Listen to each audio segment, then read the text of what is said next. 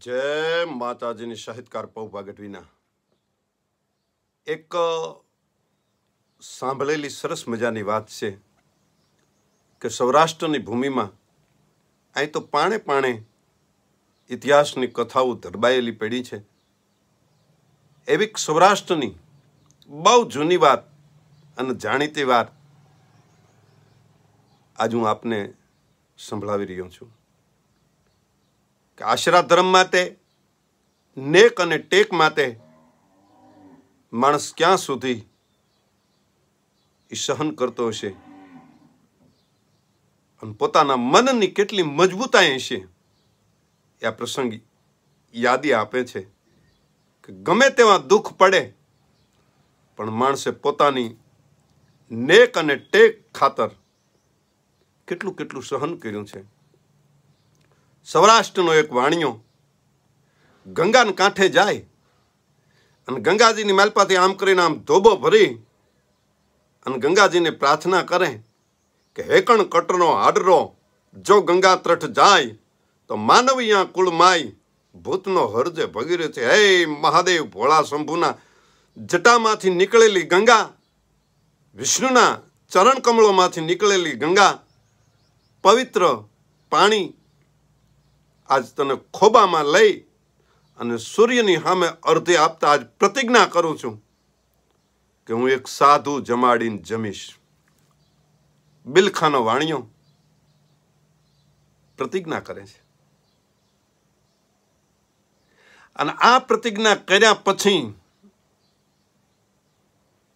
ઈશ્વરને એમ થયું કે હવે એકાદ ધક્કો બિલખા થાય. વર્ષો વ્યા ગયા, સાધુ જમાડે પછી પોતે જમે. શેઠ, શેઠાણી અને પુત્ર ચેલૈયો. એમાં એક વખત ચોમાસાની જડી મંડાણી અને 5-7 દી સુધી વરસાદ થંભતો નથી, બંધ થતો નથી. વરસાદની જડી લાગી ગઈ છે. એક સાધુ સગાળસા શેઠને નજરે ચડવા દીધો નથી પરમાત્માએ. 5-5 દી, 7-7 દીના ઉપવાસના કડાકા થયા છે. મોઢાની માલપા અન્નનો દાણો મૂક્યો નથી. પરમાત્મા ખુદ સાધુનું વેશ ધારણ કરી, સાધુ વેશ ધારણ કરી, રગત પીતિયાનો વેશ ધારણ કરી અને બિલખા ગામને પાદર આવે છે. શેઠ શેઠાણી હરખની માલપા ને હરખની માલપા પારણા કરવા માટે, એને જમાડવા માટે બોલાવા જાય છે. પરમાત્મા સાધુના વેશે એમ કહે છે કે મારી શરત પાળો તો હું તમારે ત્યાં જમવા આવું. અરે બાપજી, પધારો પધારો પધારો, તમારી બધી શરત મંજૂર છે. ઘરે લઈ આવ્યા, સ્નાન કરાયું, ખાંડ અને ખીરનું ભોજન પીર્યું અને સાધુએ કરડી નજર કરીને કીધું શું છે આ? તો કે બાપજી, આપના માટે પ્રસાદ. ઘણા દિવસથી અન્નનો દાણો મોઢામાં મૂક્યો નથી, આપ પારણા કરો પછી અમે જમીએ. સાધુએ કીધું આ તો ખાંડ અને ખીરનું ભોજન છે. હું આ ભોજન જમવા વાળો સાધુ નથી, હું તો પરમાટીનો આહારી, મારે તો પરમાટી જોઈ. વાણિયો મૂંઝાણો, જેને કોઈ દી એક જીવને પણ દુભાવ્યો નથી, જેને એક જીવ હિંસા જીવનમાં ન થાય એની ખાસ તકેદારી રાખી છે. આવો પુરુષ ઘડી ભર તો ડગી ગયો, પણ આંગણે આવેલ સાધુને જમાડવા માટે કહાઈ વાડે જઈ માટી લઈ આવી, સંગાવતીએ જેવી આવડે એવી બનાવી અને પાછી પીરી. ફરીથી સાધુએ પ્રશ્ન કર્યો, શેની માટી છે? તો કે બાપજી, પશુની માટી છે. કે હું પશુની માટી ખાવા વાળો સાધુ નથી, હું તો અઘોરી સંપ્રદાયનો સાધુ છું. મારે તો માણસની માટી જોઈ છે. અન સગાળસા મૂંઝાણો. સાધુ કહે છે કે માણસની માટીમાંય બની શકે તો બાળની માટી. વિદ્યારામ હરિયાણી આની વિશે બહુ સારું લખ્યું છે. એકાદ કડી તમને સંભળાવું. બાવો એમ કહે છે, સાધુ એમ કહે છે, સંત એમ કહે છે કે જ માણસની માર માટી ખાવી છે ને બની શકે તોય બાળ. સંગાવતીને એ શેઠ મુંજાણા, સંગાવતીને એ જી શેઠ મુંજાણા કરવો કે નોય કાળ. દેવો ને દીકરા વાલા કેને વેણ કેવાય કાલા.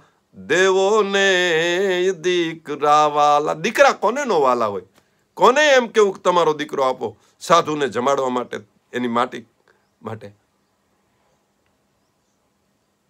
સગાળ સા ધ્રુજી ગયો કે ઓહો, મેં ગંગાને કાંઠે નીમ લીધું છે સાધુ જમાડીને જમવું, પણ આજ આ સાધુ કંઈક જુદી જાતનો છે. શેઠ મૂંઝાણો.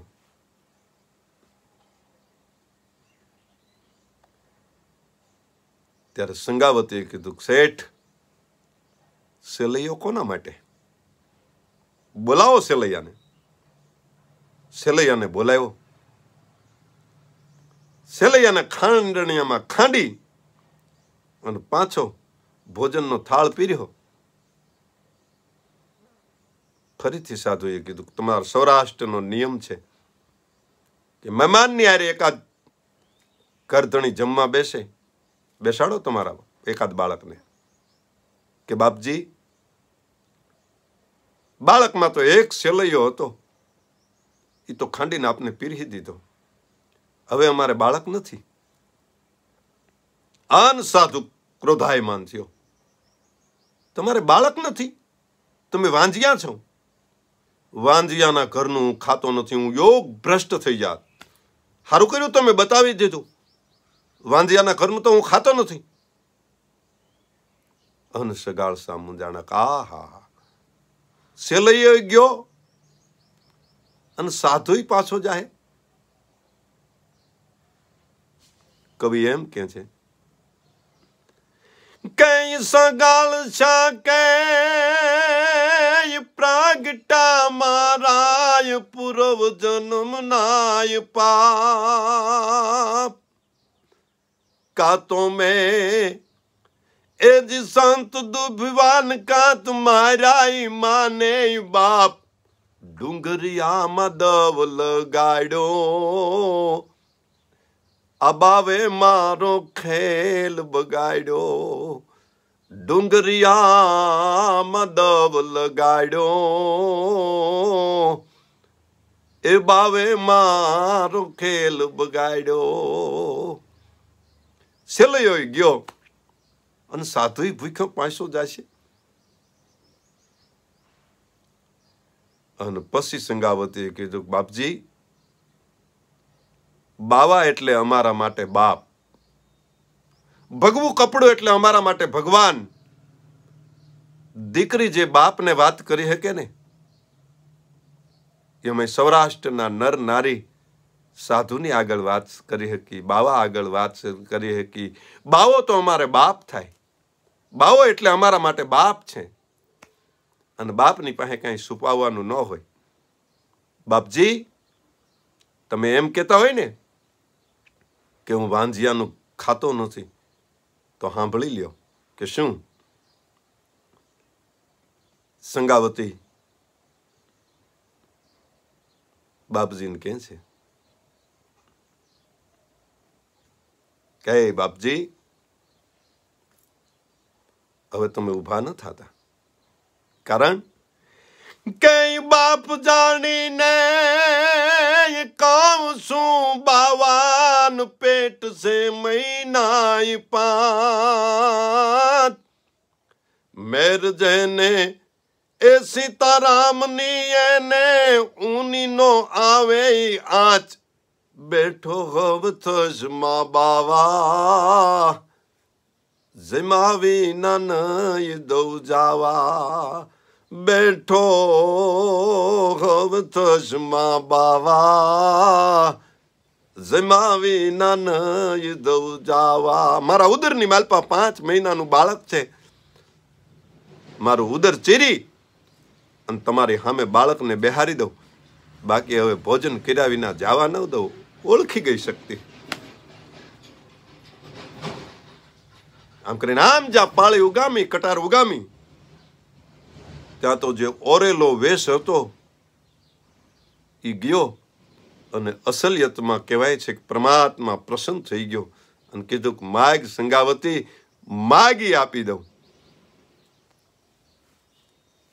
અને ત્યારે કીધું કલયુગ છે, આવી કસોટી કોઈની ન કરતા. શું આ ધરતીના માઠુડા, આ ધરતીના માણસો, આ સૌરાષ્ટ્રના માણસો કે જેની પાસે પરમાત્માને હારી જવું પડ્યું, પગલા પાછા તો ભરાવ્યા, હરીને હરાવ્યા, સતી રે સંગાવતીએ હરીને હરાવ્યા. હરીને હરાવી દે એવી અમારી સૌરાષ્ટ્રની નારી છે. એ અમર ઇતિહાસની માલપા છે. એટલે કીધું કહેવે ધો કુંવર નિજ વાણીએ હાથે સતા મુખડું હસે ઈ સગાલ સાનું નામ સુણતા રૂવાડાયું ભાત છે સંગાવતીએ શીશ ખાંડું હરખીને હુલાસમાં અમદેશની એ આર્ય રમણી અમર છે ઇતિહાસમાં ભાઈ અમર છે ઇતિહાસમાં ભાઈ અમર છે ઇતિહાસમાં. આવી સંસ્કૃતિની વાતો સાંભળવા માટે પવુભા ગઢવી યુટ્યુબ ચેનલને સબસ્ક્રાઈબ કરો. કંઈ પણ તમારે વાત કરવી હોય તો મને ફોન કરો 94 266 41 011.